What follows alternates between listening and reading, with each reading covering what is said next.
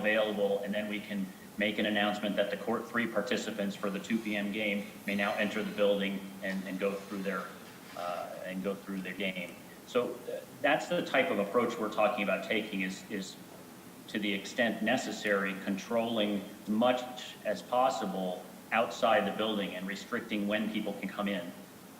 And certainly that will be based, how we do that more specifically would be based on what the occupancy can be if there's an ordinance in place, and also we'll also work with these tournaments are what we call out-of-house or renting tournaments. As we move down the line in our life as a facility, our goal is to run as many of the tournaments ourselves and create a tournament and invite teams in. This first go-round, and probably our first year, will be a lot of tournament promoters, similar to what happened at C3, where an out-of-town promoter who has a tournament, they'll come to our facility. So it's even more important for us to be able to set those managed expectations way up front, saying, you folks, it's our facility and we're going to manage it in this manner. But having an ordinance in place and understanding exactly what our numbers will be will allow us to work with this tournament promoter to be able to schedule the tournament, keep our numbers where they need to be, and that sort of backs into the number of teams they can allow into the tournament, because we can only accommodate so many. So so that's a little bit of a tricky situation for us now, because this tournament director is trying to fill his tournament, but we have at this point limited him to far fewer teams than we feel, far fewer teams than we could accommodate should you allow 50% occupancy. If you allow 50% occupancy, we could probably still safely run an event with about a third more teams than we're currently working with them on. So we could go from maybe 40 to 60 teams, something like that, or that's actually 50% more. So something in that order. We're limiting them to 40 teams right now, which over the course of 2.5 days would allow us to very carefully control the number of people in the facility.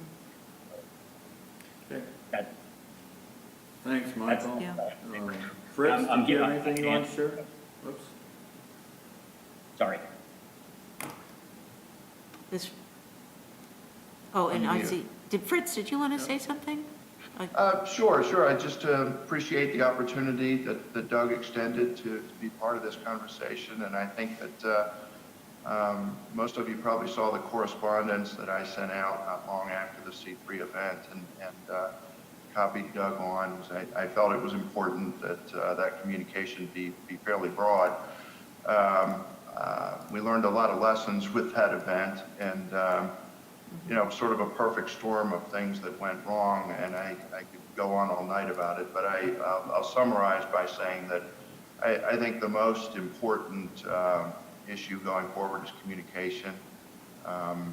Michael is committed to submitting a plan to the township that meets, that explains how the event will be held safely. We just literally just came from a meeting with C3 and College Township to talk about initiating a similar process there.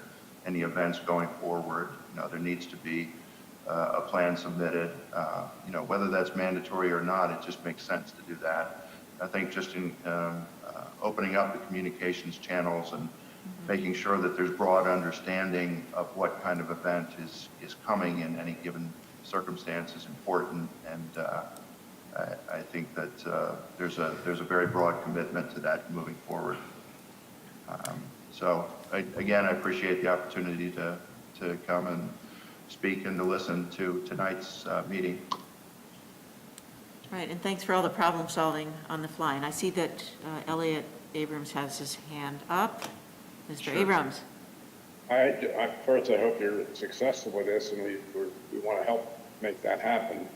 And second, some thought should be given probably as we head into winter of what would happen if, like, it's snowing and sleeting outside, or it feels like it's 20 below zero. Will people stay in their cars, or is there a place that they can be so that they can stay safe? before they come in. I mean, we're not going to micromanage that, but it's something that should be thought about.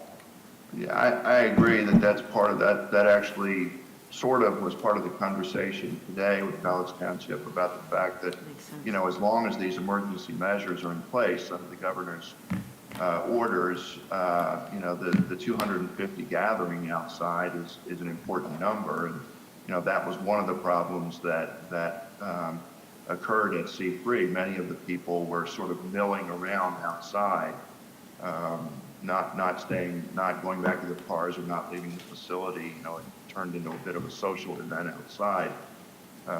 So I agree that that's something that needs to be part of the plan moving forward. Yes, Pam. Oh, Pam, then next Anita. I just have a question for Mr. Lee. Are there any food involved? Selling of food, vendors outside of the event? So right now, we would not have vendors outside. When we're in our second phase, we have a small concession stand right now in our building.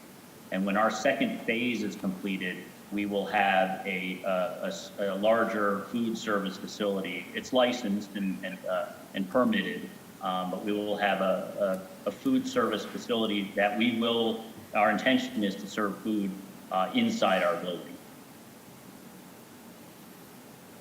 So as you're selling food, are you planning to continue with the monitoring, safe distancing, and however, that's another component with food selling?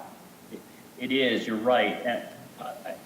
I'll be honest with you, I won't necessarily have all the answers today because we haven't built the kitchen or anything like that yet, and that will be a difficult thing for us to control or for us to figure out how to control, I should say, in terms of being able to have people order safely and stay distanced when they're ordering and move through that process without. Yeah. And I'm going to have Anita go next, and then Doug, you got a All question. up and Oh, sorry. getting people too close together. And Oh, sorry, I agree. sorry. And we only how long COVID issue is going to happen. There's a likelihood that our food sales may not be ready for our first few events, just because of the progress. Thank you. Mr. Lee, you're breaking up a little bit, so I don't want to be discourteous. May not have that available, but we Okay. expect to have it available, and I'm sure we will still be at a time. Okay. Are you finished? I didn't want to be disrespectful. We were having trouble with the connection there. So I'm going to next go to, Oh, I'm sorry. no, sorry, did you have more to say? No, I'm sorry. I didn't realize that you were losing me. Yeah, you're kind of freezing, You're- Mike. The screen is freezing. I want to make sure it's not you freezing. Okay. So we're going to go to, Well, I'll tell you what, giving you a tour of my office, I'm going to move to another location where I think I would get a better service here. great. In the meantime, we'll go over to Mrs. Tees, who has a comment, question. Yes, Anita. Yes, yeah, I appreciate your plans. My prior experience with your facility before the COVID restrictions, I've been there to root on a neighbor boy in flag football, to see folks use your tumbling area.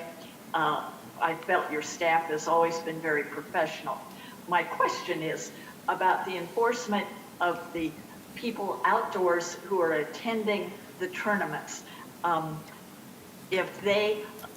Is the promoter sending staff to be sure that people will follow the rules of social distancing and mask wearing, or does that fall upon you? Or is that something that will fall upon our police department? Because with C3, as I understand it, it was the individuals who attended the tournament that were not wearing masks and not social distancing. How are you hoping and planning to see compliance by those who are attending? Will that be in the communications when they register for it? Will they understand the consequences? Because not everyone, sadly, is wearing masks or social distancing.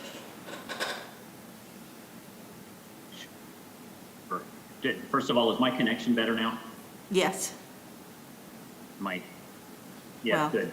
So, another good question, and I would say that in general, our facility, I do not want our facility left to, I don't want the success of or failure of our facility and the events run here, both internally or externally, left to another party. So the answer to the first part of the question is we will not rely on a promoter's staff to control things. We will control that with our staff. Would we use the promoter's help potentially to get a few of those volunteers? Maybe, but we're not going to put ourselves in a position where our success or failure is somebody else's responsibility, is ours. Now, that being said, as you can imagine, and I'm sure that Chief Jolly and I will probably talk about this, some of these situations are difficult for us to manage if there becomes a situation where somebody is not happy about being asked to do something either they don't believe in, don't feel like doing, or whatever it is. But our intention is that before any event comes to our facility, they will have very clear, as I mentioned, managed expectations. They will have a clear understanding of what the rules are, including inside and outside, and understanding of the ramifications of breaking those rules, which would include, ejection from the tournament and from our facility. And I talk with this very sort of strong authoritarian manner, and the C3 episode, if you will, has opened my eyes to even more. I mean, we certainly expected to need to control things like that. And we've done that since we reopened in June, but we see the importance of being very, very strict upfront, and all of those, all of the expectations of the people coming, they will be clear. There will be clear signage that will talk about what the expectations are and what the results of not following those expectations are.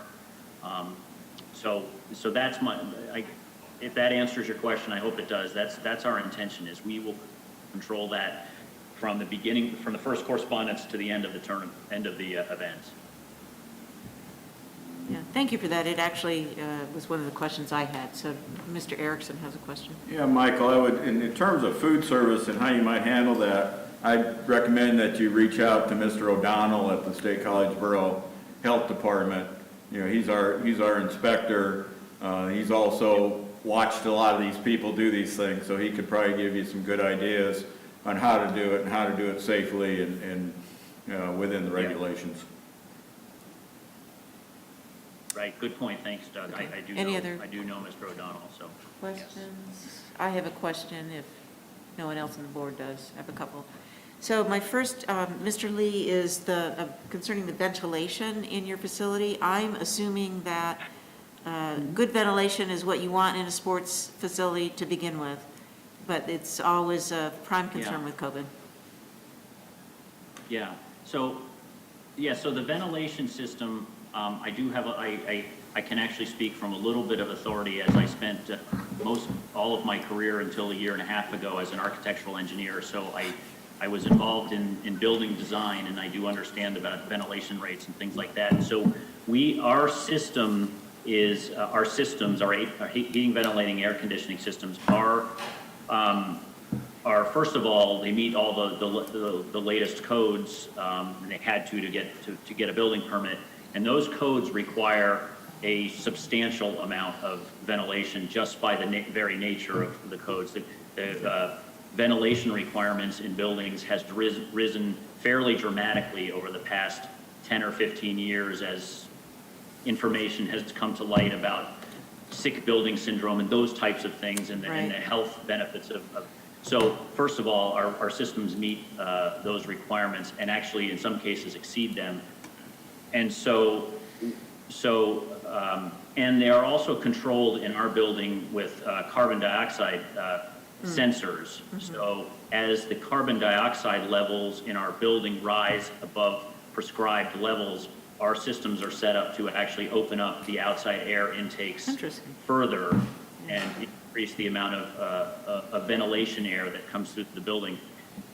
So I guess, and to sort of summarize that, so our system, if we're at 50% occupancy, using that as an example, because we're still under COVID restrictions and the township passes an ordinance that says you can only be at 50%, our systems will be able to ventilate the building at twice, if you can imagine, twice the level they would be required to under fairly restrictive codes already. So Awesome. I feel very comfortable that our systems being new and efficient and up to the latest codes are moving a lot of air and bringing a lot of outside air through the building throughout the day.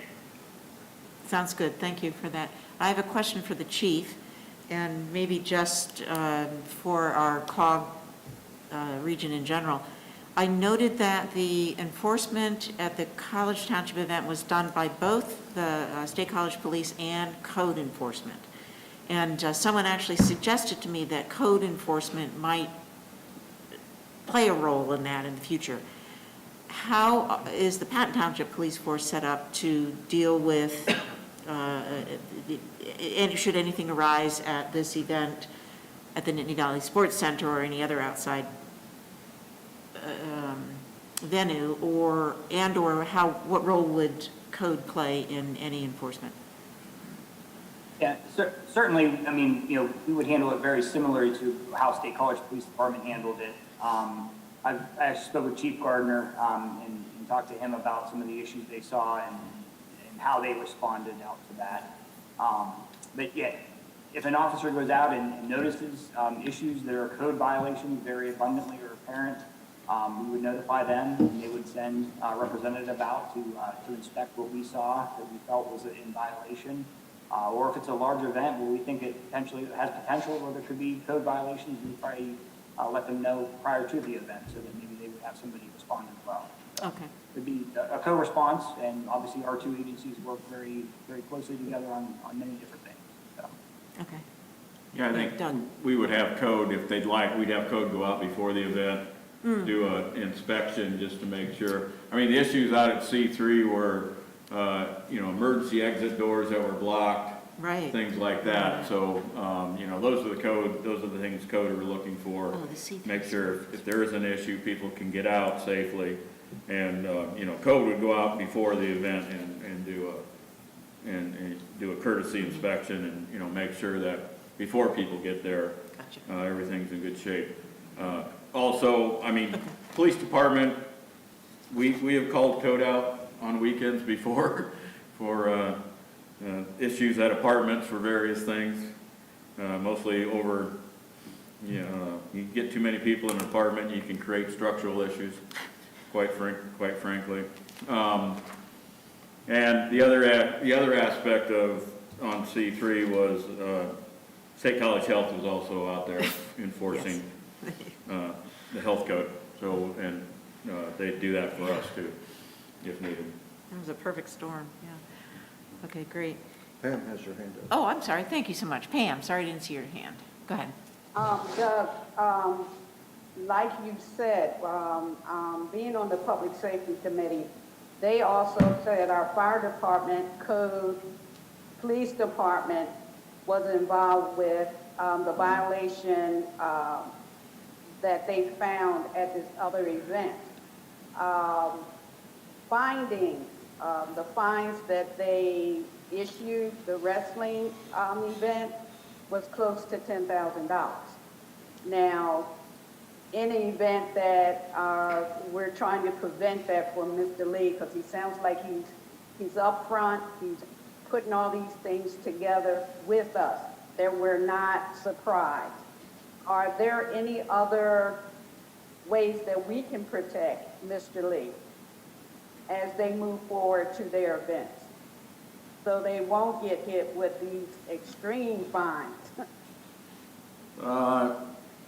Any questions that they have, we'll try to help out and get answers. We're, in a cooperative mode here. We want to see people, have opportunities to do these activities, but we want to make sure they're done safely. Yeah, get in front of it. And, Sounds good. something else. Thank you. In terms of, how to move forward with this, I think each municipality is going to have to take action on these things. If public safety comes up with some good ideas, that's good, but I think mostly College Township will be looking at their revised ordinance on the 29th, and then I, look to the board to see what they want to do. If they want to emulate that, we can put something together for action at the next meeting probably. Yeah, so I guess that was the next question I was going to ask. Sort of what directions you need, and it seems like you have an idea. Well, that would be my suggestion. There you go. I second that. Anybody on the board have a different direction they want to suggest for Doug? Okay, great. So we'll see something in the next Yeah, board meeting. I will Great. put something together and get it advertised so we can take a good look at it and adopt it if needed. That sounds great, okay. So we are continuing with public safety, and we are also continuing with the policy review for the police department. And as I believe I've said before, this in no way reflects the quality of the policing that we have here in Patton Township, but is merely a thoughtful process that many municipalities across the nation are going through. And I think that as we work collaboratively on this, as we have just seen the collaboration that will be occurring with Nittany Valley Sports, that we will only make Patton Township and its citizens, Patton Township stronger and its citizens safer and more comfortable with what we have. So we are now looking at essentially setting up a timeline for the search warrant execution. We have Mr. Ben Jones here, who has actually provided sample, what are they called, ordinances, or, I'm blanking on, but. We're just calling it a model policy. A model policy. We, at this meeting, are not discussing the content of those policies, I don't believe, but we are setting up a process by which we will get comments from other organizations in the community that are working with the Patton Township Police Department and its citizens. So correct me if I'm wrong on that. The first item that we need to look at is the letter that is to be sent out to these agencies. And I believe, Doug, is that amended letter that was in the? You had it at your place. Yes, thank you. It was not on the board, yeah. Item 4B.1 revised. Right. Yeah, thank you. Yeah, so at this point, I'm actually going to ask Supervisor Tees to explain the rationale. She was the one who brought it to my attention. I had been thinking along the same lines. She saved me some brain work and came up with some, I think, a very good workable solution. So, Anita, if you want to give an overview of the rationale behind your changes, suggestions, edits. Yes, I hope it's always awkward to try to put words in other people's mouths, and I know that the letter goes out under the signature of the police chief and our township manager. So my recommendations for modifications were to introduce the letter by putting it in some context to explain that this is something that has happened because of the nationwide conversations about police policies. And I also wanted to include in the letter to make it very clear that our review of these policies in no way is a criticism of our current police department. I believe I can speak for all the supervisors that we hold the police department in very high esteem. But the conversations that have been going on are targeted to look at challenges facing all communities in changing times and how we respond to that with considering the policing policies for the future. So that was the thrust of the modifications that I suggest, and also to keep the focus on these model ordinances that are being proposed. The previous letter spoke of the resident who had brought them to our attention, but that resident, in my perspective, was one source that we've looked at in terms of continuing this community dialogue. So those were the reasons for my suggested modifications, and I hope they might meet with approval by the police chief and the township manager. Thank you for that. So at this point, I think I'll take any comments from the board on the proposed changes that Anita has put forward, and also from the police chief and from Doug Erickson, the manager. I'd be happy to start. I appreciate the first paragraph and the context that Ms. teased. I didn't understand I didn't know it was you that made the changes, but I agree with it. I appreciate it. So I'm very happy with the first paragraph. That was easy. Mr. Manager, any comments? Ditto. Okay. Board members, esteemed board members, I'm looking for hands. Seems great to me, so Okay. I support the revision. Okay. And anybody from the audience, any public comments on the revision? Then seeing none, we probably don't need a motion on this, but it sounds like the letter is good to go. Yeah, and then on page 7 of the agenda, there was a timeline Oh, yes. we had of laid course. out. Yeah. With aspect of bringing these back, November 18th, where we send letters out, get some input, Chief and I would review that, come up with some sort of a response to the model policies, and then again, get some input from our partners, and then bring that back on November 18th to start the in-depth board Okay. discussion.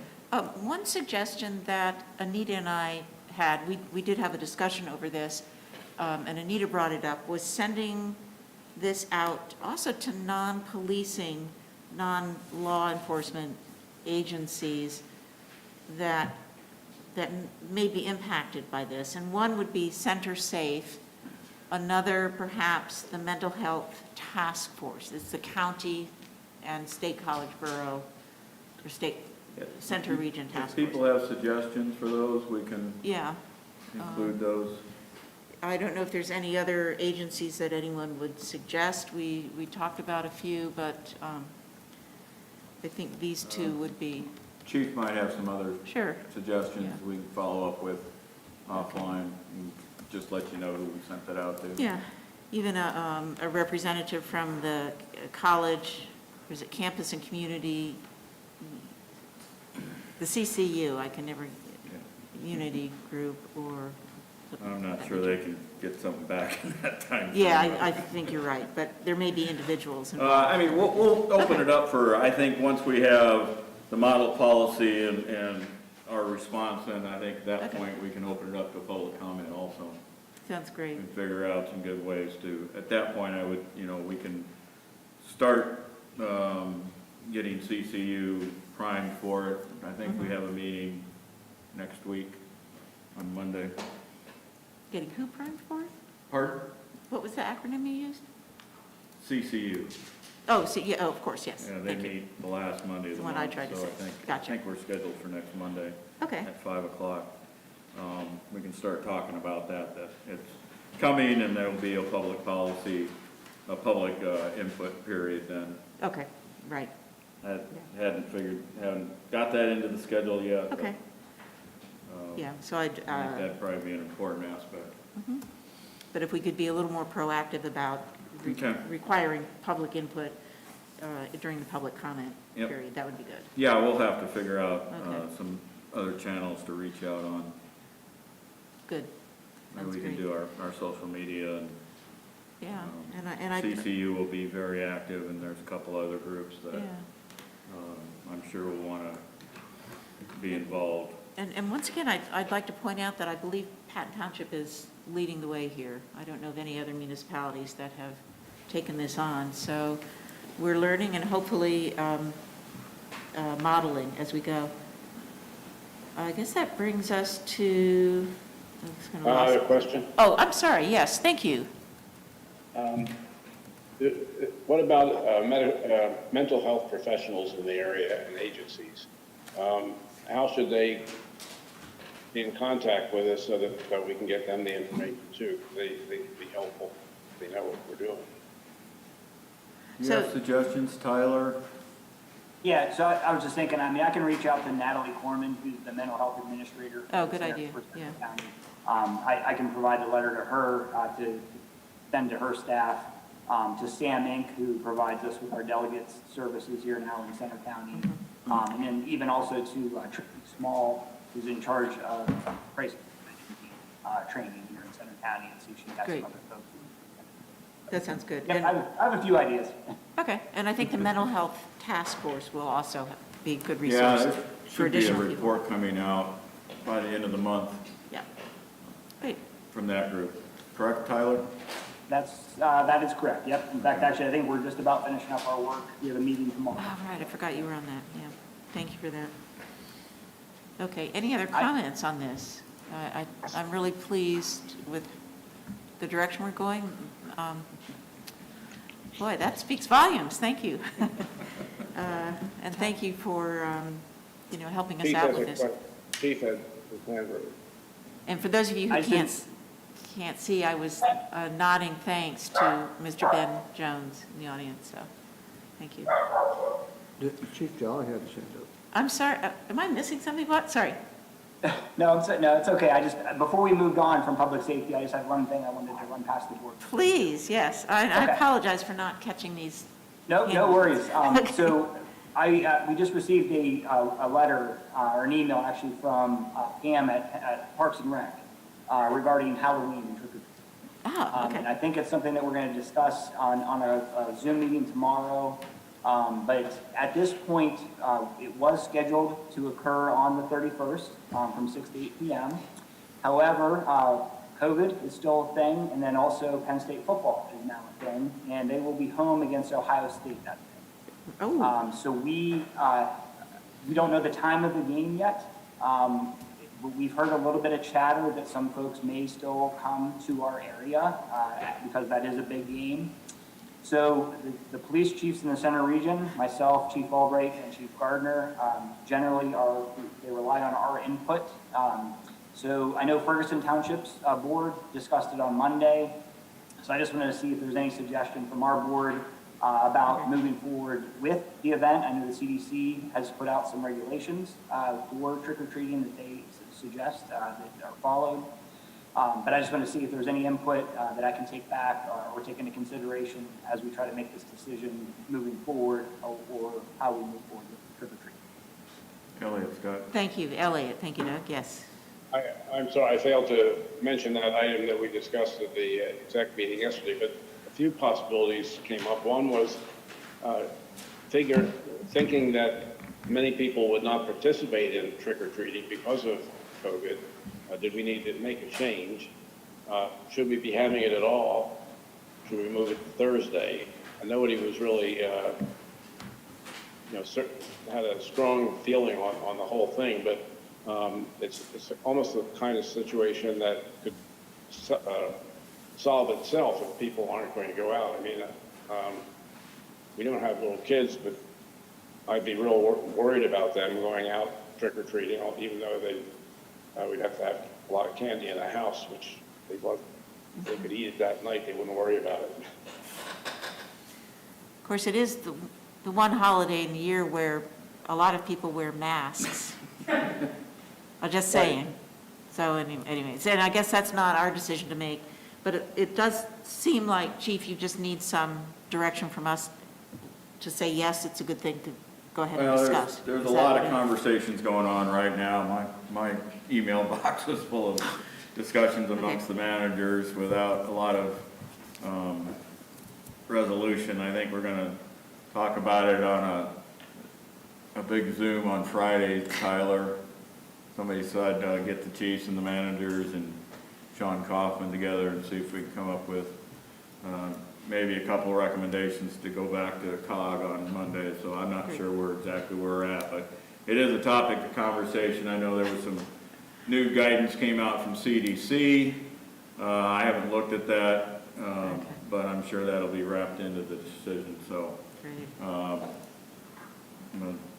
I think we'll need to wrap in, see what Department of Health and State College Borough Health also have to say about it in terms of COVID. So if you have any opinions now, let's throw them out, and we'll take those to the Friday discussion.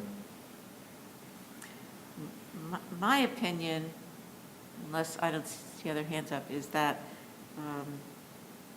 I think there's some traditions that are maybe important for us to keep with, and this is an important one for kids and much of the community. If there's any way we can do it safely, I would certainly support that.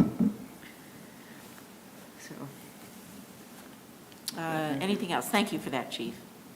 Anything else under public safety? Going once? All right, we're on to... Madam Chair, yeah. Yes, thank you. Sorry about that. I would just suggest it not be on that Saturday night or even the Friday night, weekends with traffic Well, on the yes, roads. I'm certain So that they, yeah. Possibly, I heard a Thursday proposed. That would just be my suggestion. Yeah, and I think they've done it on a... Not Friday, not Saturday. Oh, for sure. I'm sure they would discuss that. Thank you. Yeah, there's one thing people have more or less coalesced around is changing it to Thursday to avoid the, Oh, okay. and we typically have always gone to Thursday Great. when there's been a home game, just to again avoid the Friday night issue with Yeah, college football also. makes sense. Great, thank you. Thank you. So anything else? I'm sorry if I'm not seeing things well. Here, we're on to Public Works, and I believe, Alex, are you going to take this? Craig is going to start it out. So He's we on have Zoom. Mr. Craig Oh. Petchik with I was... our consultant Navarro and Wright, and he's got a presentation he's going to do. Excellent. And then Alex is going to help out. Great, I was going to And ask then who we'll Mr. have some Bachik was. discussion Okay. on some specific questions. Great, thank you. I'm very excited about this. So, Mr. Bachik, am I saying that right? Yes, correct. Then you have the floor, or the screen, or Great. whatever it is. Great, thank you very much. I think the board last saw this, or I apologize for not being there this evening, but the world has obviously changed in many ways since we last talked about this in December. I do think we were fortunate that we were able to solicit some of the public engagement, some of the public process, everything from the surveys to the meetings that we had at the township building with some of the adjoining apartment representatives and the folks from Top Trees, able to get all of that in actually before the world changed in January of this past year. So what has been forwarded to you, I guess, in sort of the handouts in advance is sort of the latest version of a concept plan. The township hired Navarro and Wright, our firm, for it's been a year, and I also would be remiss to not say that, of all the townships I've worked with, I think your staff, and you probably are aware of this, your staff is exceptional. Doug, Yes. Alex, Steve, great We are people so to work with, and I want to thank them in front of the board for their patience. And we all have been walking through new times, and I think I appreciate their efforts in keeping this moving and getting decisions made and review of things. So, we prepared for the township a parking analysis, a detailed graphic, a traffic analysis of the corridor from Waddle to the station. And you've probably seen different versions of this over the past year or so. We have prepared an online survey and handout surveys. We met with Cata, the regional transit provider, to discuss their bus stop locations and their routes. So all of that was to look at some of the various options on what the corridor could look like in moving forward. And the plan that's before you this evening has a number of things related to it that we need some direction and input on. And I think that's the primary focus of staff. So there are basically 12 sheets to that plan set. And the first phase is really starting from Wattle Road and working to the intersection of Top Trees Resort. So what you see in the plan before you is the Wattle Road intersection to the left, sort of heavy black cloud around that, which is really an improvement to be done by others relative to the improvements of that intersection. And the corridor starts, Top Trees corridor starts then sort of at the center of that.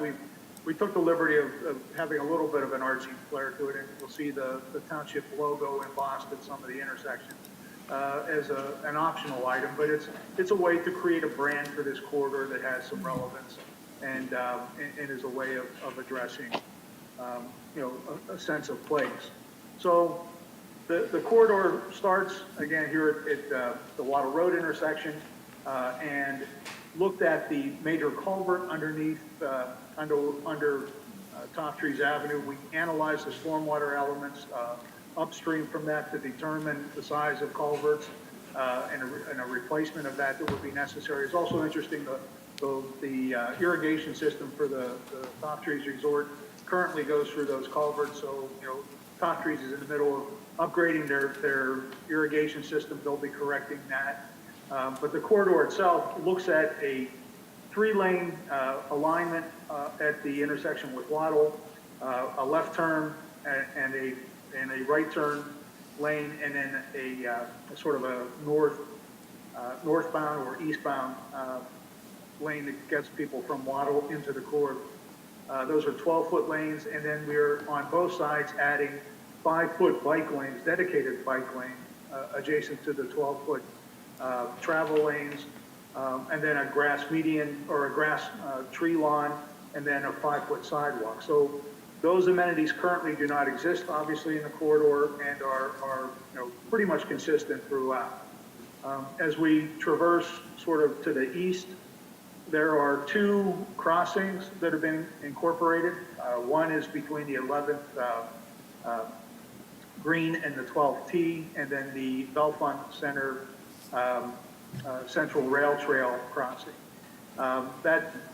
When we say the options, obviously the option is to keep both of those as they are currently located, and then make it necessary improvements with a central green space and median to provide a safe respite place for golfers or hikers, depending on the location, so that traffic can flow in either direction, and there's a place of refuge for pedestrians as they cross those activities or across the corridor. Options to be considered are the potential closing of the golf crossing and then combining it with the Bellefonte Central Rail Trail crossing. That would involve, you'll see a sort of a grayish line that heads to the upper left corner. That would involve a reconfiguration of their cart path to get the golf carts to the rail trail crossing. And then at the rail trail crossing, if that were the case, the other option to be considered is, in lieu of an at-grade crossing, to do an overhead pedestrian bridge. So we did study it to the extent to determine feasibility. It's important for any overhead pedestrian bridge to have at least 16 feet 6 inches of clearance for larger trucks and so forth. Once you do that, then the extent in both directions, sort of west and, I guess would be northwest and southeast, the extent of that overhead crossing means that it needs to run a horizontal distance of about 600 lineal feet. And once you start looking at those extents of the horizontal alignment and the vertical clearances needed, the cost of that, when you compare the two, the at-grade crossing is about $50,000, and I think that's a heavy number.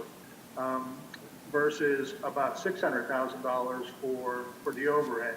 Now, the overhead provides sort of a sculptural element, could be really cool, does a great job of creating the brand for the corridor. Alex is doing an awesome job of filtering through these cross sections, but that's a very first generation graphic of creating, again, a sense of place.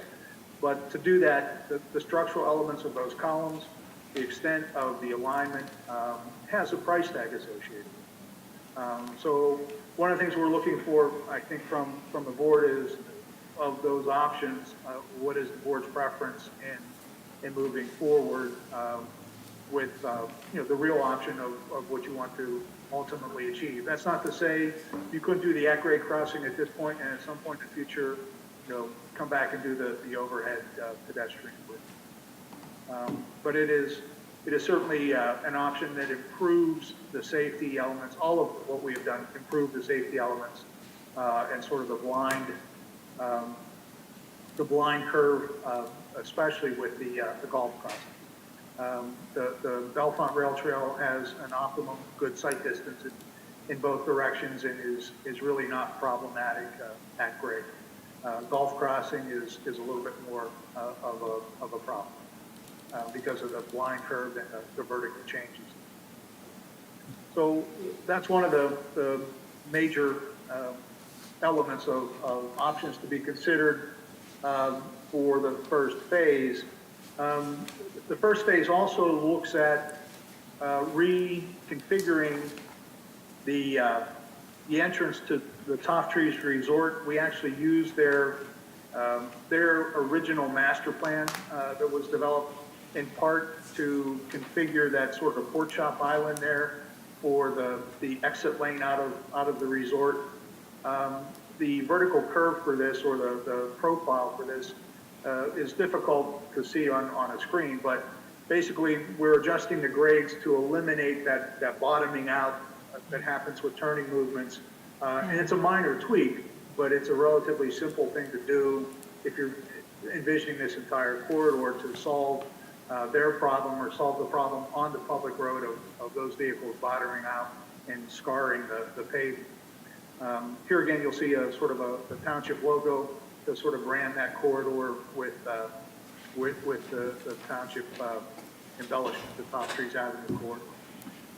Again, pedestrian improvements to provide a walkway to the resort that currently doesn't exist, and then appropriate crosswalks at that intersection. As we continue through the corridor, you'll see the green strip in the middle, the boulevard. We are looking at a variety of interconnected pedestrian access points to the surrounding apartment complexes, and those are all intended to be done by others. When we met with the representatives from the apartment community, I think they're all very supportive of those connections. It helps their tenants get to the bus stops to get to the corridor itself. The bus stop locations, I think with public input and Cata's input, we have delineated the locations, provided pullover locations for the transit buses, and we have provided shelters for the users.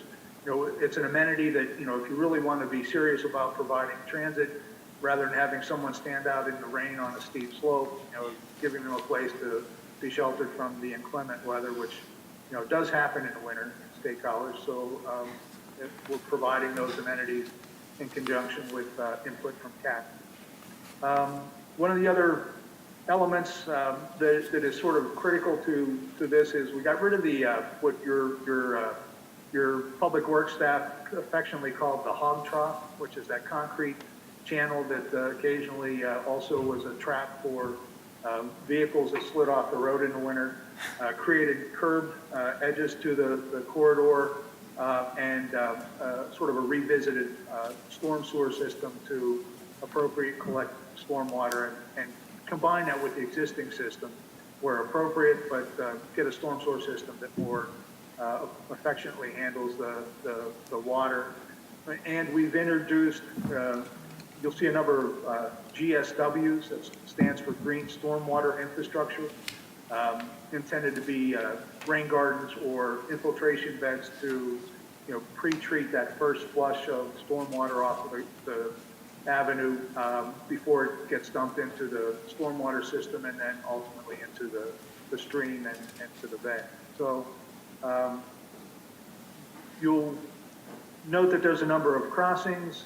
We've also, as part of the detailed traffic analysis, we literally went out and counted every one of the parking spaces in each of the developments. Our traffic people did that. Our traffic engineer substantiated that. We have provided a number of dedicated parking spaces, parallel parking spaces throughout the corridor.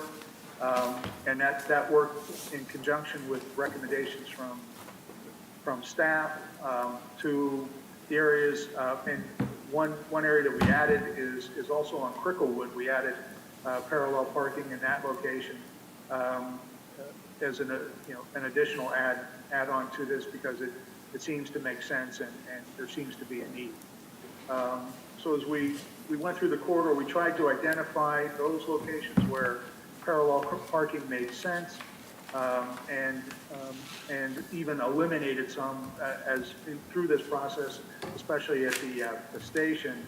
It was clear that there were site distance issues and there was a need to eliminate some of the parking in close proximity to that intersection. And we've reflected those modifications on this plan.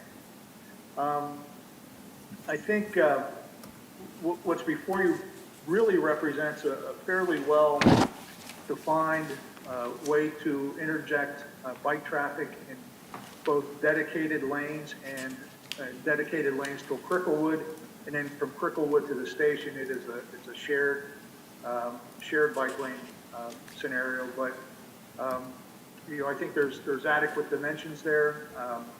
There's it's an exciting corridor that has a history to the region, and I'd like to think that the plan that's been developed is a respectful series of solutions that are implementable for the township over a period of funding.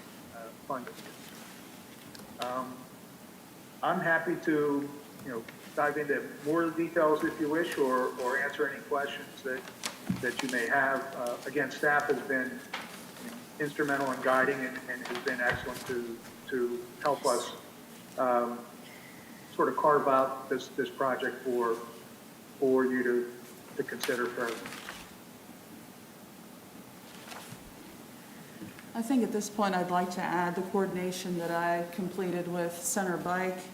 I Correct. attended their meeting on May 11th and got input from them. I also attended CRBAC on May 19th and RAC on May 19th. The main takeaways from these meetings are the bicycle groups stated that parking is an issue on this corridor with people opening doors.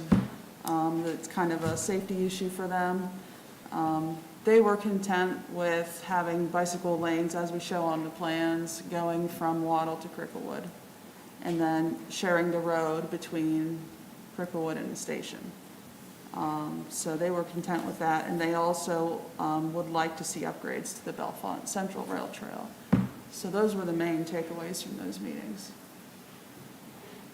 Yeah, just one quick add-on to that from the key to the biking community is having identified and dedicated lanes so people know where to expect the bike traffic to be had. So, showing it either as a shared and at least educating the drivers on that, or showing the dedicated lanes, even if they're in conjunction with parallel parking, still works very well because you at least know that's where you're going to expect to see the bike to be traversing the highway. How many parking spaces would be involved in the parallel parking in the bike lane? I think in total there's 30 between the resort entrance and Cricklewood, and I think 73 or 74 from Cricklewood to including 8 I think on near Carnegie House on Cricklewood, but 73 from Cricklewood to the station. Okay, So in total, 100 plus spaces. gotcha. So as a avid bike rider myself in the day, I can concur with the concern about riding next to parked cars. But bikers learn to look at the driver's seat, supposedly. But I think the onus is on the bike rider, not the driver, just because your mind's in different places when you're driving versus when you're riding. But I think it's worth discussing further. And I actually wanted to segue into a question about speed. The speed limit there is 35? Correct. Is that, Correct. are there issues with speeding? And I kind of think there might be. Is that being addressed? And am I right or wrong in thinking that having parked cars along the side of a road tends to reduce the speed, or not? No, I do think parked cars can serve as a traffic calming measure. Traffic I calming, think- thank you. No question that they do. The combination of bump outs, the bike lanes themselves add a reduction in speed. Oh, And there's no question that the parked cars parallel to the road reduce that as well. When you start constricting that open area by some of the amenities, it doesn't impact the travel lane at all, but it does impact the psychological elements of the driver, and it reduces the speed. okay. Any other questions from the board at this point? It's an exciting project. You've made a lot of progress. It's good to see it fleshed out. Madam Chair. Oh, yes, thank you. Where's that hand? Yeah. Anita. Okay, I heard her. I didn't see it. Is there a way, when one is coming from Waddle up to the BCR trail, by car, there's that rise. And I took my dog walking on the BCRT trail today just to get a sense of the traffic and I know things will be improved and it'll be a different thing, but the cars coming up from Waddle towards Cricklewood, up that hill, the sight line to me was not great to see them coming up over the ridge there. Is there a thought of reducing the speed in that particular hill rising? That's one question. And what impact do you see when Tough Trees West, I think it's called, when the new development years down the line that's going to happen on the other side of Waddle and is going to add all that traffic? What impact would that have on this road? And thirdly, I see the major problem being that people use Tough Trees Avenue as the way to the airport. And I know discussions have been underway in different forms for years. It would be so nice if people didn't have to go Tough Trees in order to get to the airport. But I know those are the things you can't deal with. But I am most concerned about the speed of folk that are going up from Waddle as they reach the BCRT trail. Yeah, I mean, there's a number of ways to control that speed. First of all, it's uphill, so that speed is perhaps less than a downhill movement of that. But the signalization of the Waddle Road intersection ultimately will put everyone sort of at a stop condition unless they're, given they're coming through there at the right time where there's a continuous movement. For those vehicles that'll be at a stop condition, they're not going to be up to 50 miles an hour going up that hill by the time they make that turn. The other safety improvements that are proposed, whether both crossings are left intact or whether they're combined, is that there would be pedestrian signal attenuators, in other words, the flashing lights in advance of that. That would, again, be a very significant traffic calming element in terms of a warning element to those. I think the boulevard itself, the central island, also helps to mitigate some of the speeds. It's one of those traffic sort of low profile, low key, but very effective elements that slows traffic down. Mm-hmm. But I think your concerns are very legitimate. I think they're addressed in a number of different ways. I think those traffic volumes will increase with the increase of development. And the signalization of that intersection will go a long way to help mitigate some of those speeds. Yeah, the traffic study did anticipate some development in Toff Trees West and routed a percentage of the cars down Toff Trees. I can't remember. Most of the traffic still will be going back and forth to I-99, but they did anticipate some traffic down Toff Trees. Yeah. And one Anita. final Yeah. point, since a number of residents have raised it, it would just be good to address in a public session that the resident who wrote about wishing there was a multi-use path on one side of the road. And I understand from staff, and I appreciate the staff that gave me research on that, but could you address for the benefit of the public who had written urging a multi-use path, why that is not the recommended approach here? I think primarily is we have on the eastern end of the corridor, beyond the station, we have on-street bicycle lanes already, plus we have sidewalks on both sides of the street. So we're mirroring that approach on the western end from Waddle to Cricklewood. And then, as Alex noted, we went through discussions with many stakeholders about the options available, and we more or less coalesced around what we have shown on the plans here. Plus, the other element is that the upgrading of the Bellefonte Central Rail Trail, which more or less parallels Toff Trees Avenue, and we're working on those issues also. We're not nearly as advanced. We're working on some right-of-way issues currently, but you'll see some items, some more information about that when we look at the CIP in October about the Bellefonte Central Rail Trail. And we'll, Thank you. I think it's just important to answer public letters that come in, and so Yeah. thank you for that. one of the improvements of the Bellefonte Central Rail Trail, would that be to widen it? The areas that are not improved, yes. Yeah, okay, as Yeah. well as improve the surface, I'm assuming. Okay. Basically, it's been improved up as the apartment complexes along Toff Trees have Yeah. developed in the last few years. We've had them improve sections, we've taken over or are in the process of taking over the maintenance on those. And then the rest of most of the properties, we need to get right away from 2 or 3 other entities, and then we can start looking at going in, widening, improving, get it up to a 10-foot wide path. Okay, cool. And have that available for people. And just as an aside, I think that is one of your sort of diamonds in the rough that hasn't been sort of polished yet. Yeah. One of the outcomes of COVID has been, and we represent a lot of different trail entities and retained engineers for the Delaware-Lehigh Heritage Corridor. Those bike and multi-use trails were absolutely inundated in the last 6 months with people using them during the weeks, when they couldn't go anywhere. The hiking and biking community just flourished, and it was difficult to find bikes. I think that's one of your future amenities that the township will excitingly develop at some point in time. Yeah.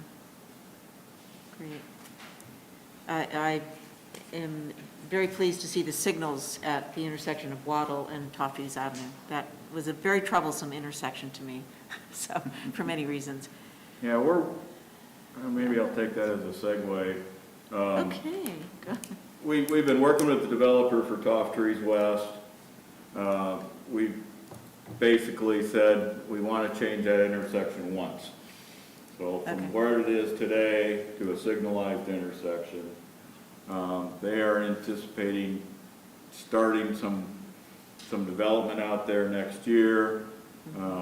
Hopefully we'll see some land development plans early in 2021, leading to some groundbreakings later in the year. One thing that one of the outcomes of what Craig has been working on is to come up with this opinion of possible cost, which we call a cost the consultant calls it an opinion of probable cost. love that opinion. The client always calls it the cost estimate. Opinion says.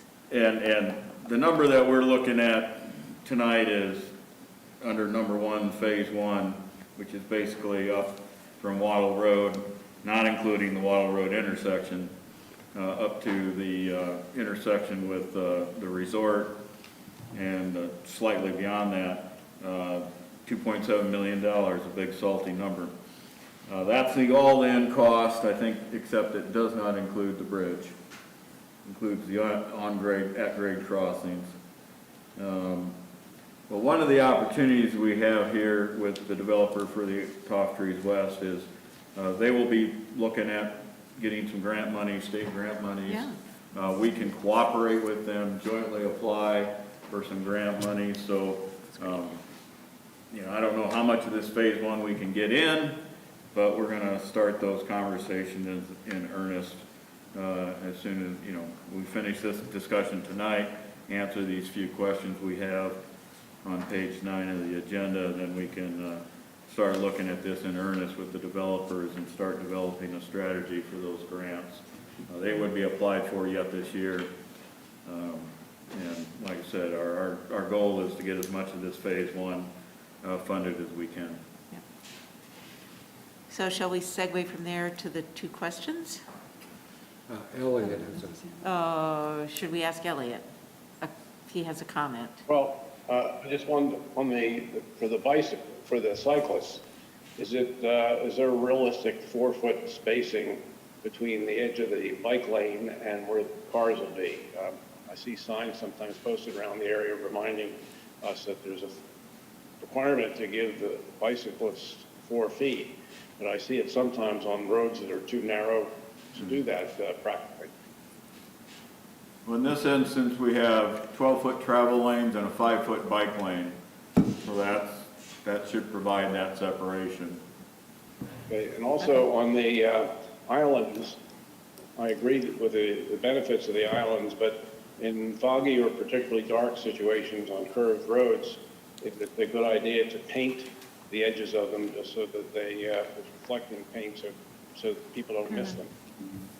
Yeah, we are looking at street lighting here, Cool. which would specifically be used to illuminate pedestrian paths. Not the street, but the sidewalks and the crossings, so. Cool. That would be in addition to the corridor where we have some lighting, but it's fairly poor, Yeah. so, yeah. Cool. So we could, beyond putting reflective materials, we will have lighting out there also. We'd like to have lighting. It's in our wish list of things, so. Great, yeah. I might move to Toff Trees. And- This sounding great. One of our ideas, one reason we've taken this holistic approach to this corridor is if there are things that we might not be able to afford immediately, we can at least plan to add them in. So if we can't afford the lighting right up front, we'll at least put the conduit in so we can run the wires Good from thinking. location to location and have the pull boxes there. And we'll have this one plan that shows us, if we only do parts, we gotta Yeah. make sure we include, the drainage and all those things. I think unfortunately, the first things that probably need to be done are some of the drainage issues that need to be fixed. They're unglamorous, but that's kind of the foundation of the project that needs to be done, so everything else can follow it also. But we'll be back to you on more information on the larger project. And again, yes, as you noted, it might be a good time to talk about these questions. Okay. So I'm actually going to segue from that, take the chair's prerogative and ask the first question this time. Can we apply the same reasoning to, if we build sort of basic infrastructure now in anticipation of these, more elegant add-ons, can we apply those, the same process thinking to the If that's what the prerogative of the board, we'll Ah, proceed in that direction. we'll take a look and make sure that we have the appropriate right of way and that, if we'll need structural elements in certain locations that we don't put things like water lines where those things should go. So if that's what you'd like, we'll do that to the best of our ability and challenge the engineers to make that happen. So specifically I was asking specifically about the bridge. Yeah. Over, I think it's a very enticing design element, but that's also something that, it's very expensive. Is that something that we could find in other to underwrite?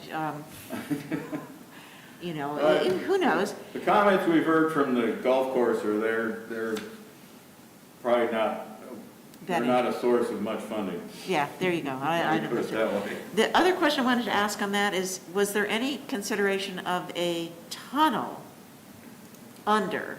We looked and we don't really have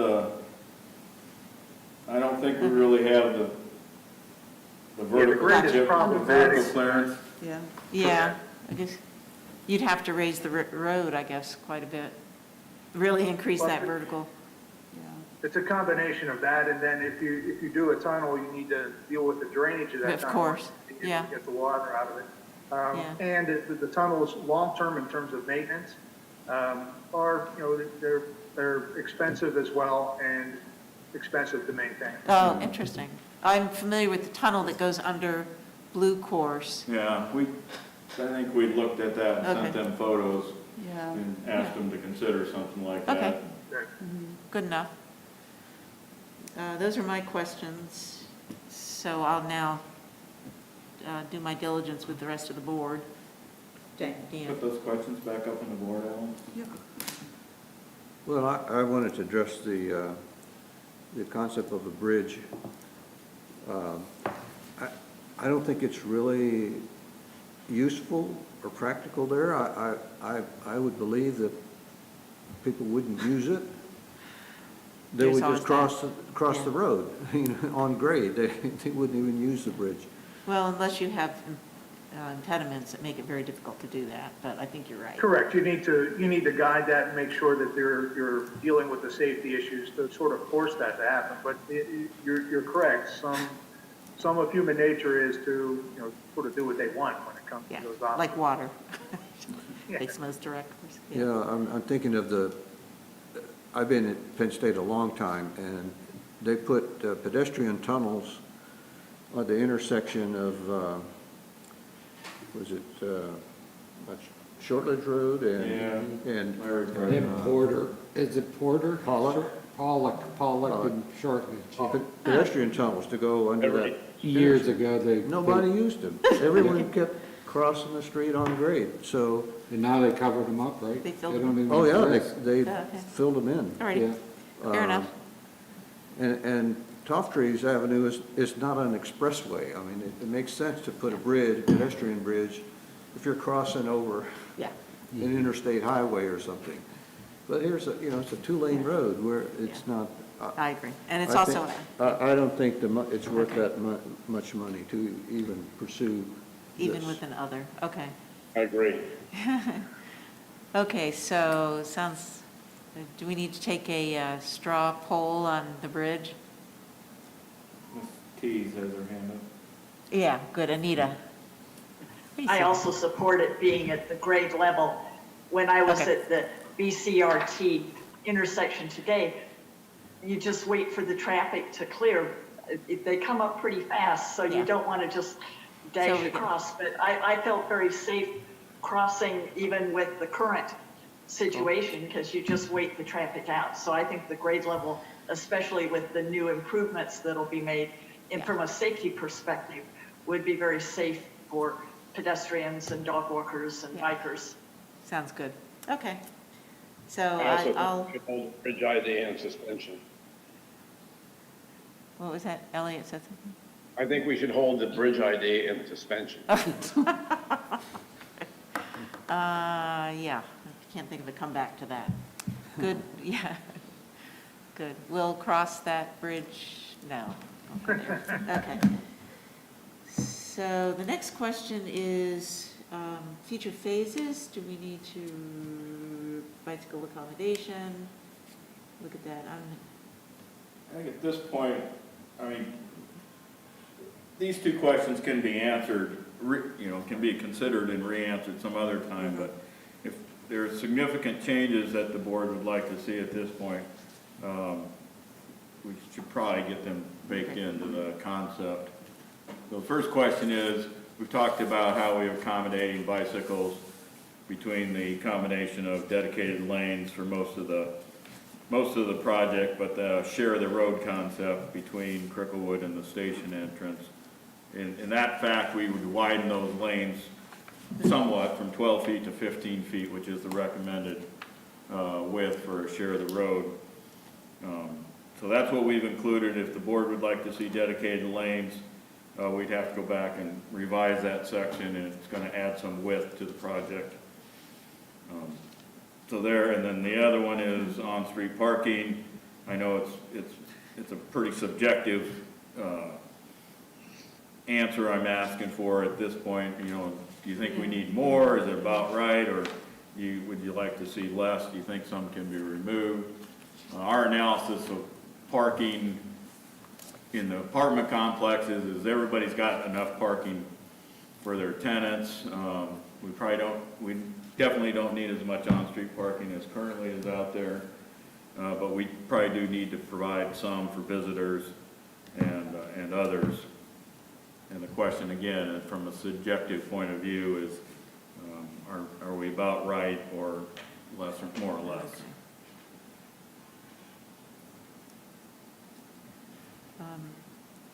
Any comments on the C, the share the road on wider lane or in marked bicycle lanes? I have a strong opinion there, but I'll hold that. Do I see any hands up? Elliot had his hand up. Elliot, Elliot, go. I'm not sure what the best is, but I think it's easier, for example, for winter maintenance if you have a share of the road situation rather than a separate lane. Unless you just say that it's going to be not maintained in the winter, which. Why would may you not be- need different maintenance?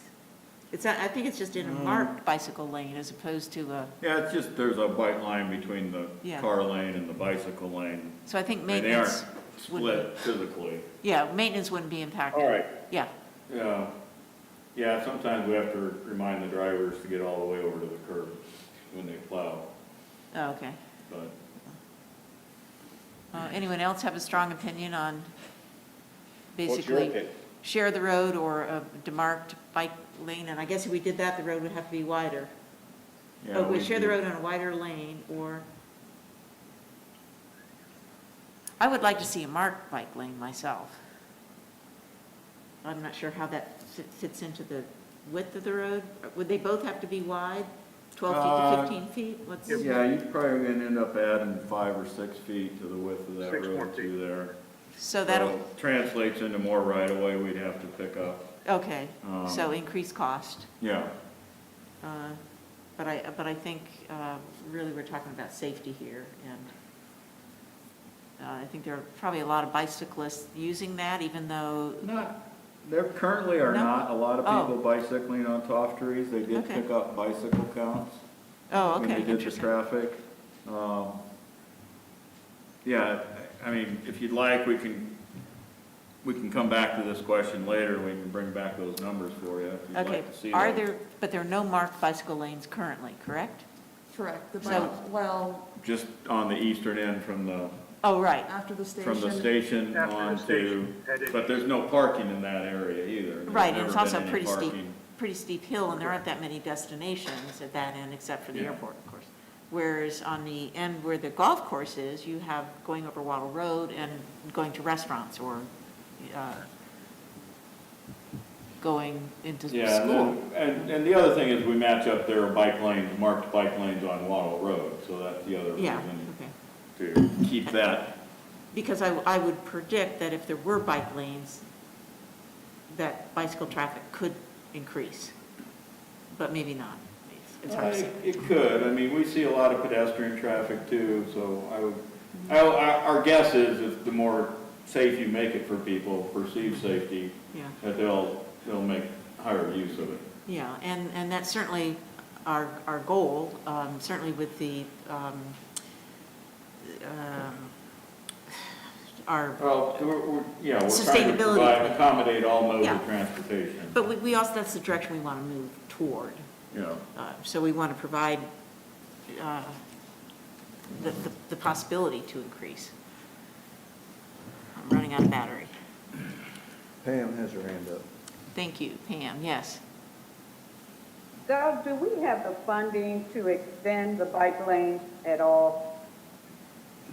not now, but that's the next part of this project, is to figure out how we pay for it. So, this is our, how much does it cost us? Next phase is figure out how to pay for it. How many years do we have to stretch this out to get this done? How much grant funding can we get? So, today is to kind of finalize the costs. That's why we're kind of asking these questions. They're going to drive the cost up or down. And from there, you know, that comes back to my job and Larry's job is, you know, again, figure out where funds come from and how that can be applied to this project. Yeah. Or how, Do we have enough to build it tomorrow? No. yeah. So, Or how fast it proceeds. yeah. That's the other factor. Okay. But this is our ultimate desire of what we'd like, I'm gonna say in a reasonable world. Knowing that there's a cost to things, and then we have competing projects for capital dollars.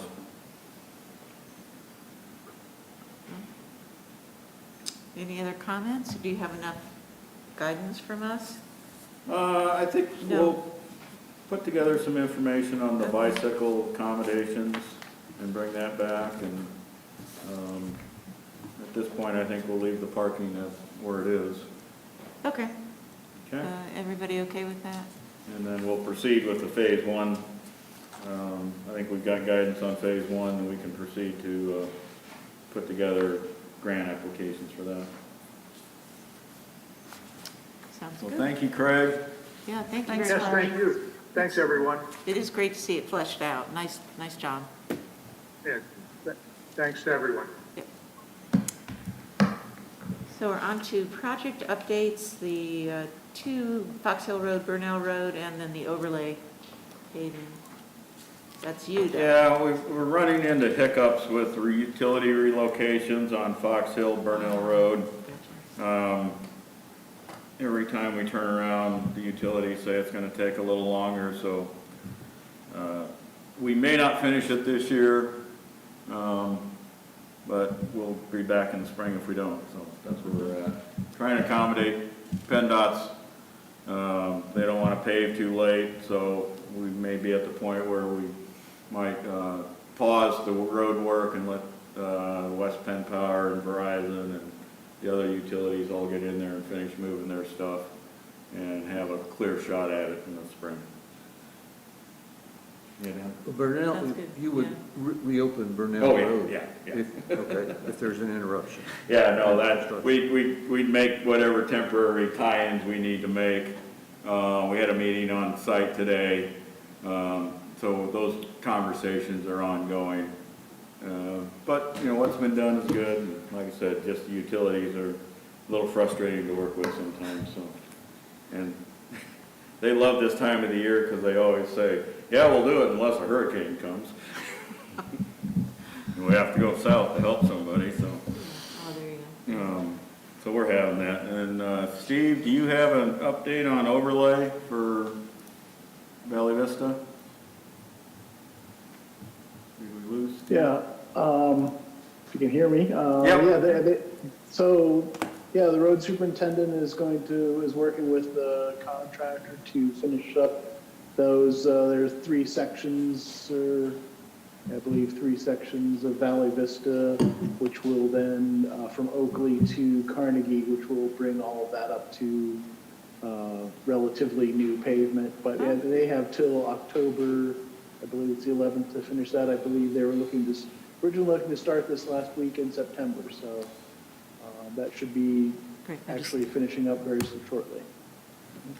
Thanks. I just lost my power, so.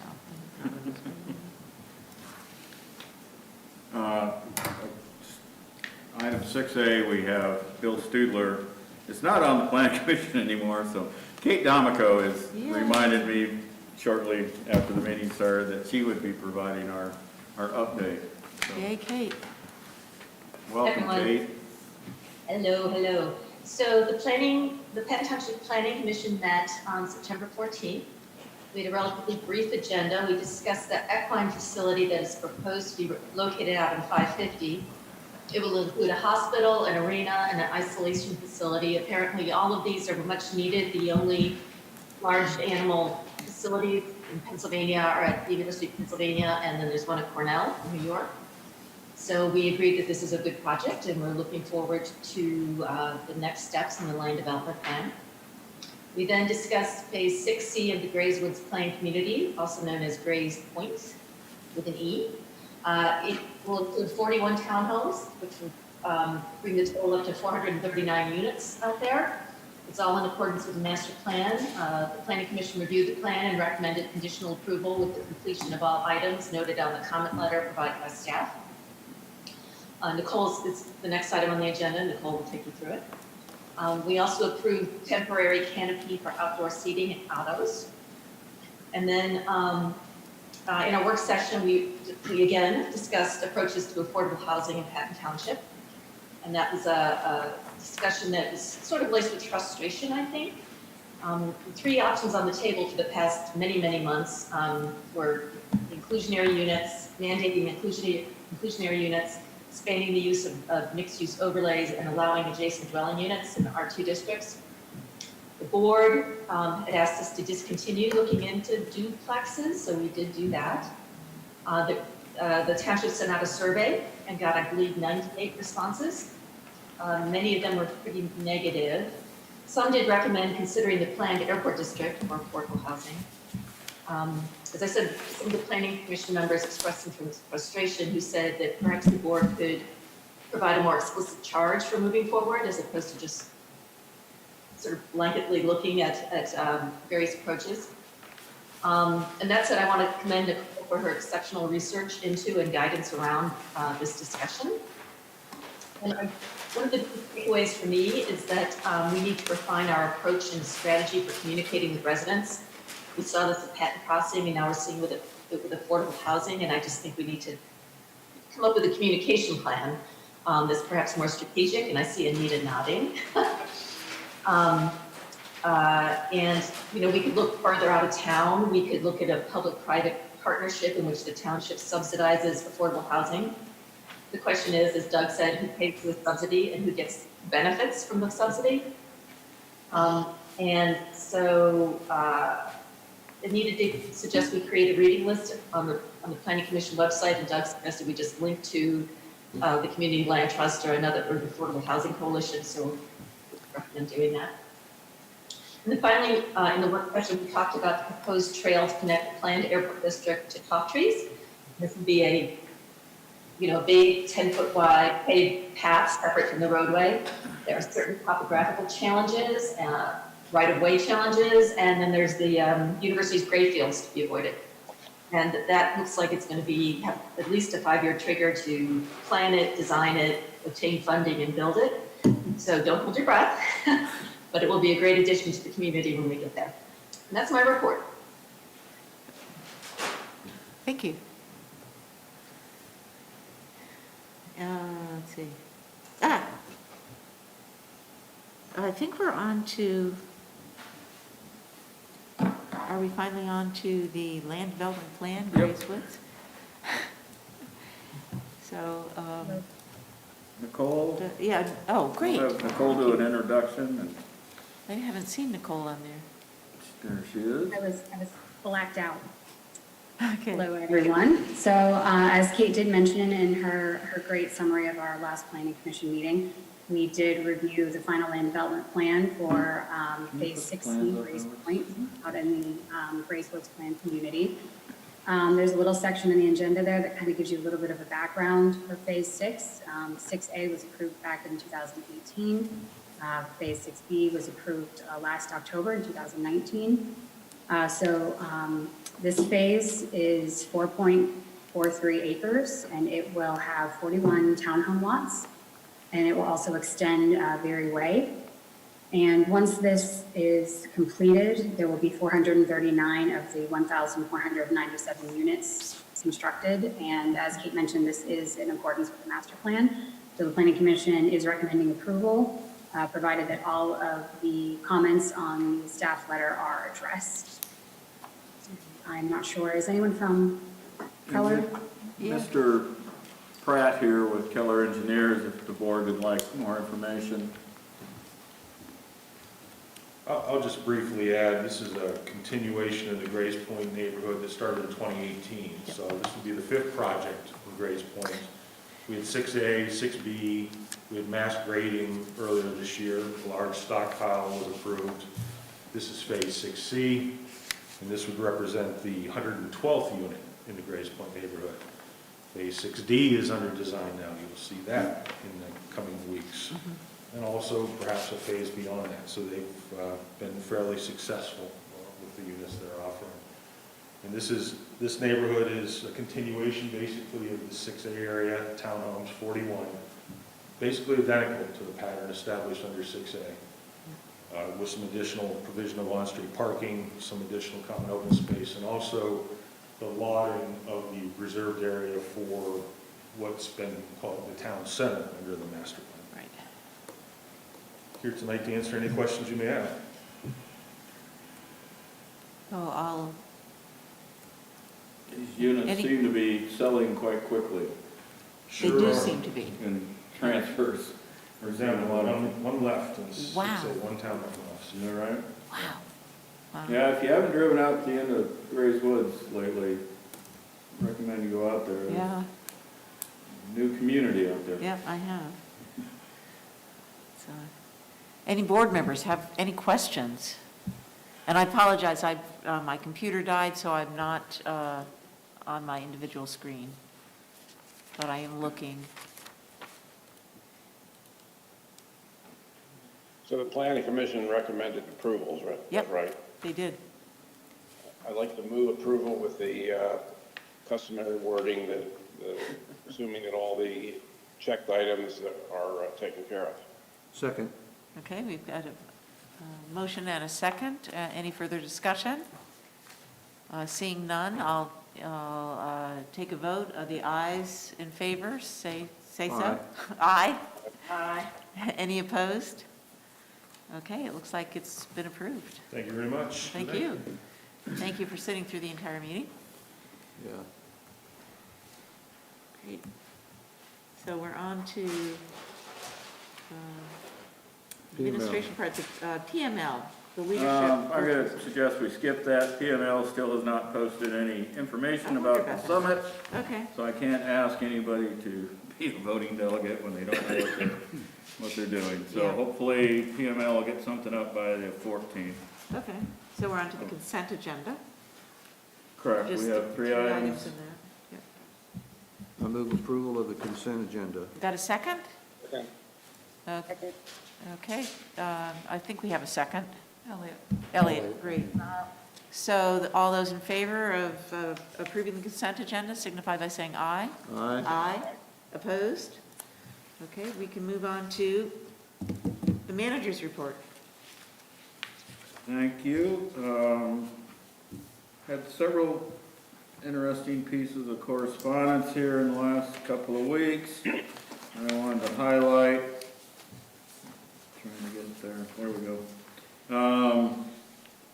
First one was we had communications from the Department of the Auditor General. Our pension funds are in good shape. Our distress score is 0, which is a good thing, means we're at least 90% funded. We're 97% funded, as it said, so that's very good. The next sheet was a spreadsheet that came from the county assessor's office. These are all the properties that are filing for appeals for their real estate taxes. Primarily, we're seeing hotels who are filing as catastrophic losses, so we'll keep you posted on those. There'll be hearings here in the next month or so. And, you know, if they, appeals are granted, that will lower our tax revenues, so that's why that's there. Where do they file those appeals? At the Court of With the Common Pleas? county, with the county, Gotcha. there's actually Assessor, Board of Appeals. Board of Appeals Oh, okay. that, made up of local folks that will review these in accordance. The assessor's office acts as our advocate. When need be, we will have, our solicitor will get involved, and sometimes we work with the county solicitor, who's the same person now, and also the school district solicitor when we see significant challenges that may come up. Third item, there was a letter from Margaret Gray, the county administrator. The short part of that answer is that out of the $156,000 plus that we're getting for CARES, we can apply all of that to our police expenses since March, whenever. So we have more than enough expenses to use all those funds. So we thank the county for clarifying that for us. The last item in correspondence that came in today was Cata announced that due to low ridership, they're going to temporarily discontinue several commuter routes, including the A route through Park Forest, the G route in Grays Woods, and I think those are the only ones that affect Patton Township.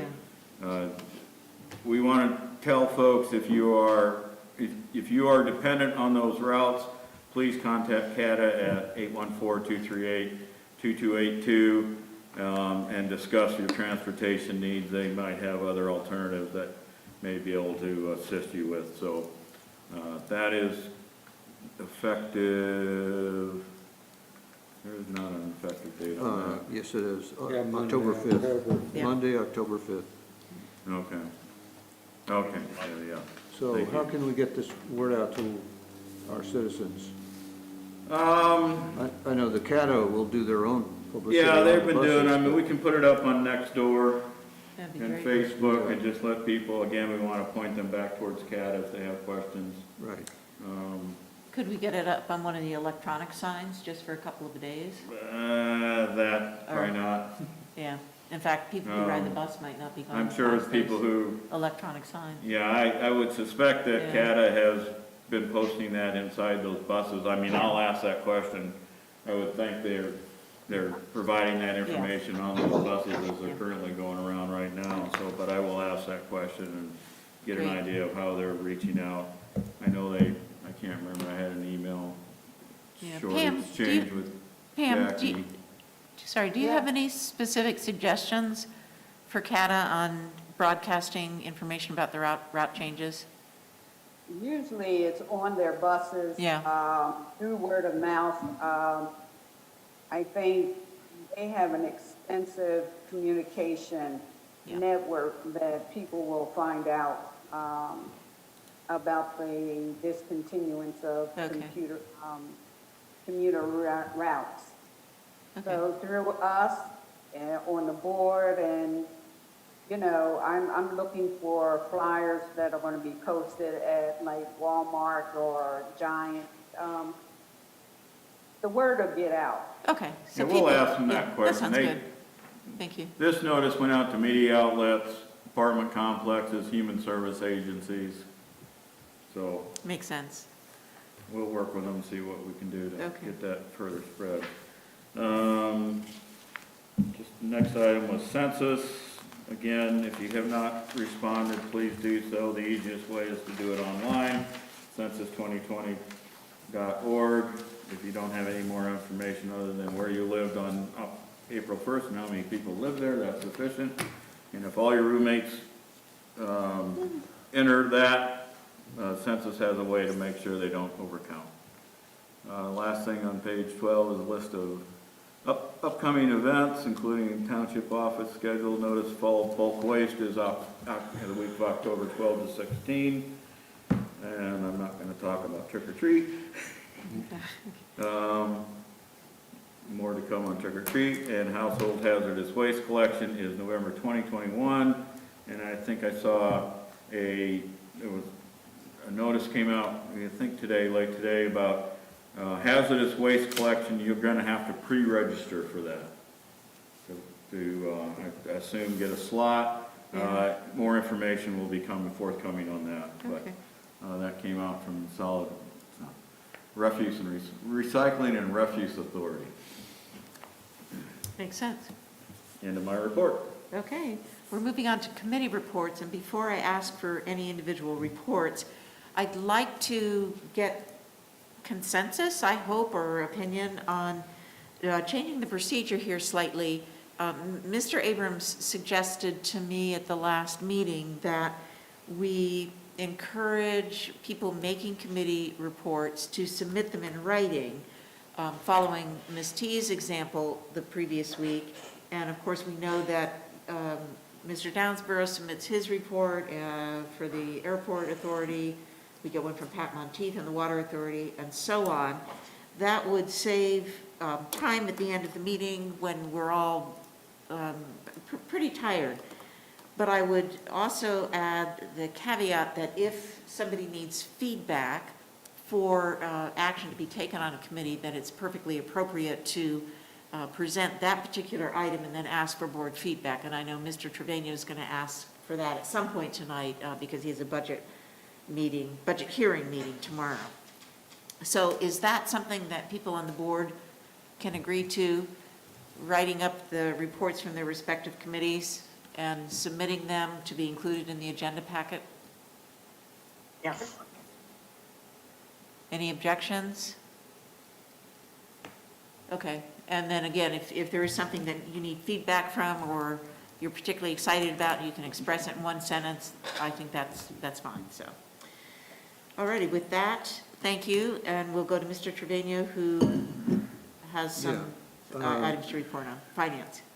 I don't have anything in writing, sorry. No, I didn't want No, I to understand. spring it on people. We had a Finance Committee meeting on September 10th, and you may recall I asked the board's view on 3 items. And I presented those, although on one of them, I just need to report that I actually changed my mind after it was clarified of what was going on. And the request was to, Larry, I can't remember the actual amount, to put funds back into the $50,000 for a study. It was because we spent Facility the money on repairing the windows. Yeah, they And used part of so that put the money. money back in for the consultant to assess the sites. Correct. What was clarified for me, because we were going to say, no, don't do it, that basically the funds were already there. It was just a matter of not delegating, but Reallocating. assigning a certain amount back into the consultant category. It was not costing anything. Okay. It was just moving some money around, and so I said, okay, we don't have a problem with that, because that's not requesting new funding. Great, makes sense. So that's the only major thing I wanted to bring up about our September 10th meeting. Tomorrow we start the reviewing COG budgets by agency, by department. Tomorrow we're reviewing primarily administration and library, with a few other smaller components that are fine. I did want to let the board know that the COG overall budget, total budget, is actually a 0.8% decrease from last year's COG overall budget. So they are presenting us with a flat budget, which is what we asked for. Yeah, that's great. Municipal contributions, however, are going up. Patton Township's contribution is a 5.6% increase over last year's contribution. And I think last year's contribution was a 6.2% increase over that prior year. So ours went down a little bit, but it's still going to be more than we paid this for 2020. One item that's not tomorrow, it's on a later one, has to do with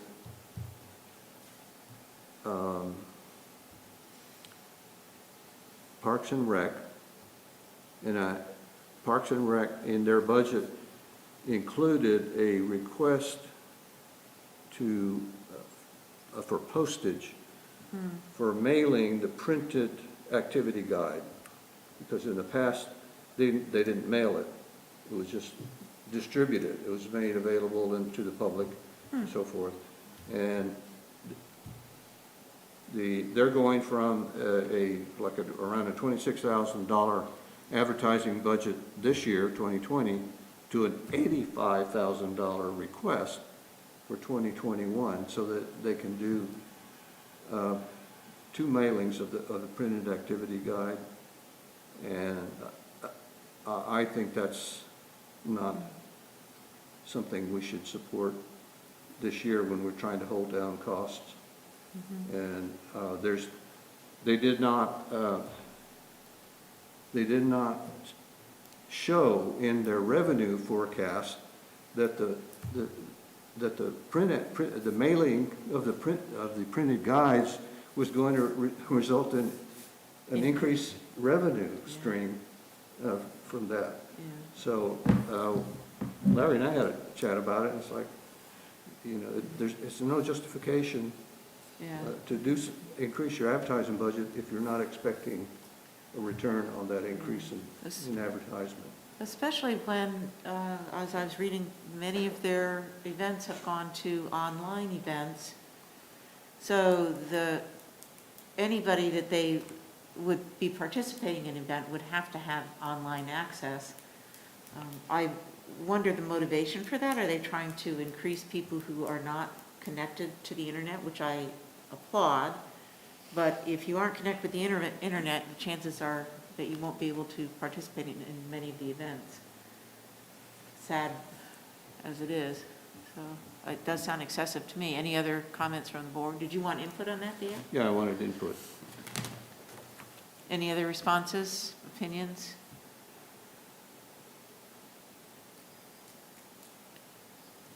Well, Do you want a yes or no, Dan? So there's no objection, sounds like, so I'll go ahead and that'll be our stance that we take on that particular item.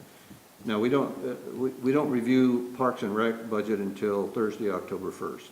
Okay, but we So won't it's be not meeting before tomorrow. then, so, good. And that's my report. So, thank you so much. So next we're on to Supervisor Robb, who's going to report on TLU, otherwise known as Transportation and Land Use. Well, like Dan, I hadn't submitted mine in writing, but will do so. That's on our fine. I didn't warn anybody in advance. I didn't want to put the pressure on. We did a Cata update, was presented by Luanda. She did the Cata background. She also spoke about the impact of COVID-19. One thing I noticed, she had mentioned that Cata had the highest passenger by trip in the state, even higher than SEPTA Transit. 40 to 50% of the money that is used to actually run Cata comes from their fare boxes. She talked about strategic plan, the challenges before COVID, and what was noticed on her presentation that it stated several times, no money. Funding models, there was a strain financially. They have an aging fleet, which they have addressed. Again, we said no money. Rapidly growing communities, they need additional buses. No money. The retirement of lack of workforce, bus operators, skilled mechanics, and management. COVID-19, the ridership was down 97% over a 2-week period in March. They laid off 65% of their workforce, but brought them back in August. The fear of public transportation was real, and they're starting to get their ridership back. Moving on, the second presenter was Neil Sullivan. He did the Penn State University project update. I would suggest that you go on the COG website to look at their structural designs. They were outstanding. That was very extensive, and looking forward to some of the plans that are planned to their construction projects that are planned. One was the Arboretum is going to have an art museum. They have a new liberal arts research and teaching building that is on the plans. Most of their projects are delayed due to the COVID-19, but they're looking forward to moving forward to a lot of their plans that they have. Last but not least is the budget. Our budget was done by Jim May. He did a presentation on the Center Region Planning Agency, and it's a draft for the budget of 2021. The renewed source for 2021 total renewal is $667,500.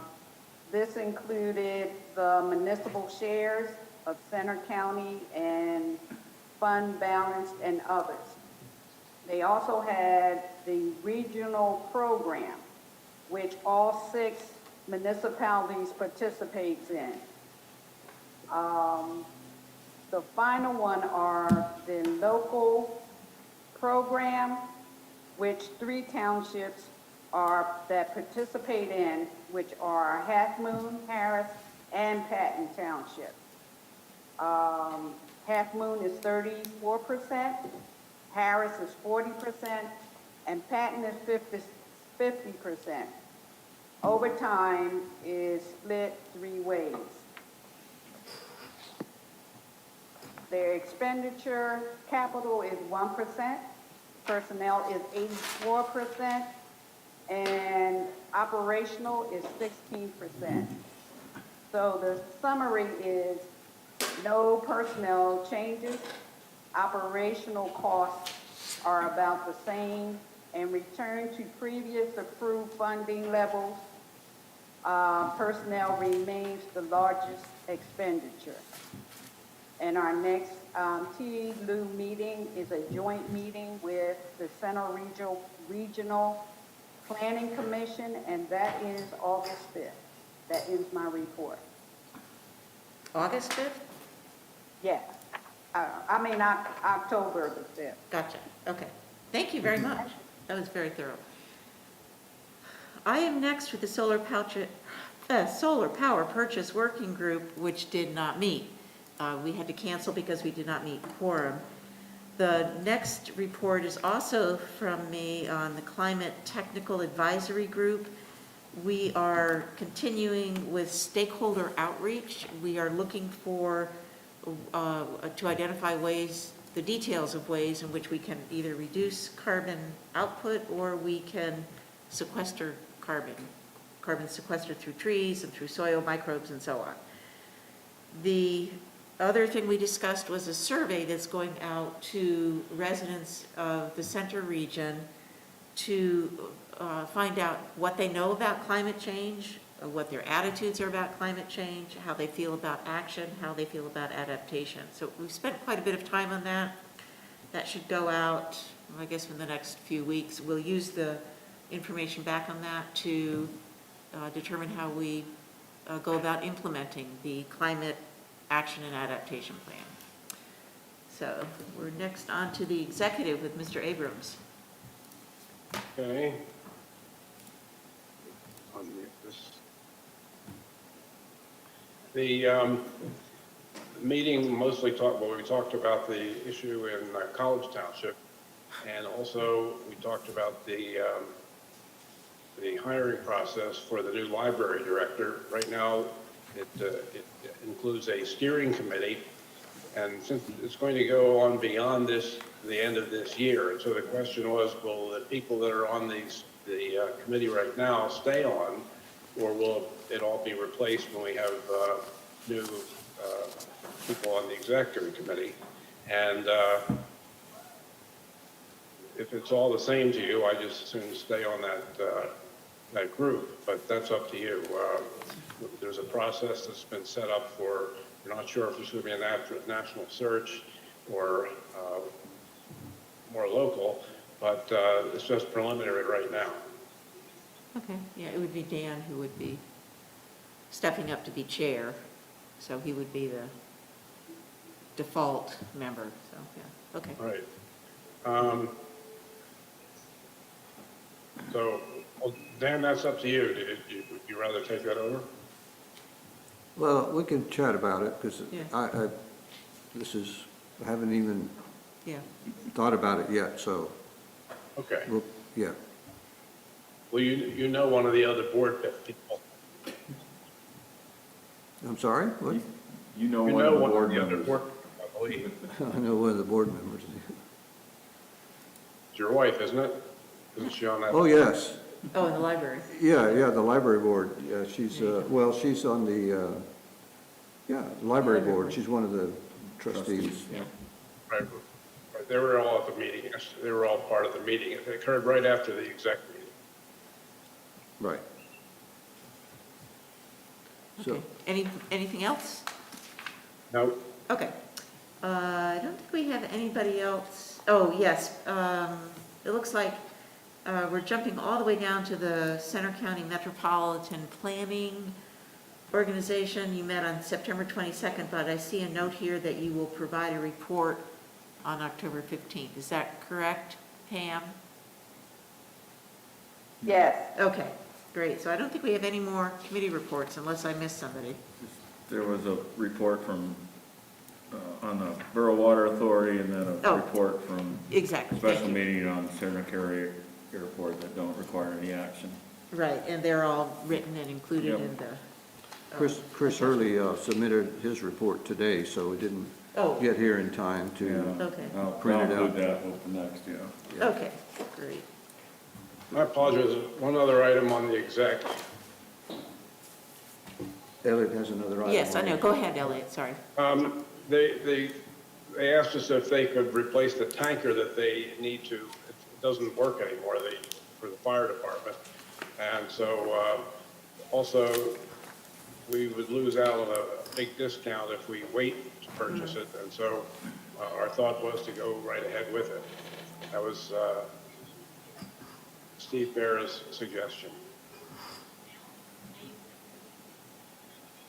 So I do think we that'll do be need, on the COG agenda next week. Yeah. okay, you don't need any input from us or not? or- No, but we discussed it briefly. Okay, great. So Dan, did you want to, did you get all the information you need to take to your Yeah, meeting tomorrow?